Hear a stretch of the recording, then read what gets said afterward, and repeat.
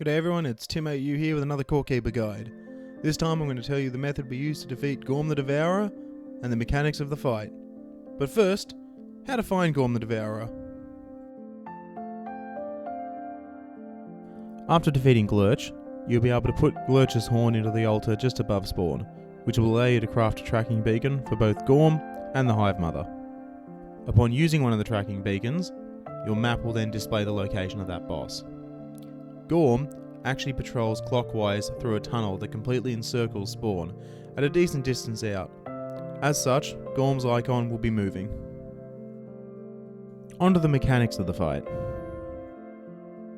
Ghorm will damage anything in his path, even moving over holes and building blocks. When passing over gaps, he will fill them. When passing through walls, he will destroy them. Ghorm will also leave a trail of slime behind him. There are two phases to the fight. The first is while he is patrolling. During this phase, he ignores the players and will only deal damage if they make contact. The second phase is triggered after he has sustained enough damage. After this, he will start pathing towards players. From this point, the fight becomes a balance of dodging his charges while dealing damage when safe to do so. Moving on to our tactic. Because Ghorm destroys the environment and building blocks, we decided to use spike traps we had scavenged from the Hive biome, as they cost us basically nothing. Once Ghorm had passed our selected fight location, we started clearing the area of slime and placed the traps. Once he'd circled around, the traps set him into his second phase easily for us. Then we just tried to make him path onto the remaining traps, while whittling him down with ranged weapons. If you have access to the Swift Feather, the dash can make this fight substantially easier, as it'll make it quite simple to dodge his charges. An alternative strategy is to abuse his pathing and use bombs to deal large amounts of damage instead of the spike traps, but since they cost resources, we opted out of this strategy.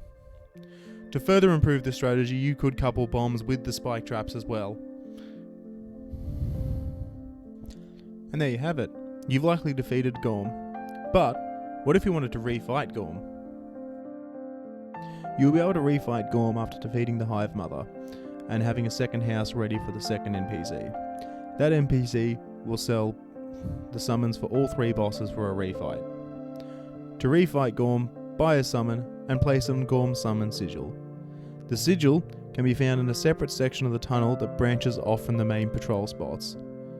For us, this second area was to the southeast, and we followed the path anti-clockwise before coming upon it.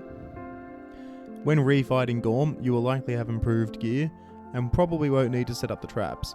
I would still recommend clearing the area of slime, as it can just be annoying dealing with the slow debuff. And there you have it. I hope this guide will help you defeat the boss Ghorm the Devourer. If you have anything you want to add, please leave a comment down below.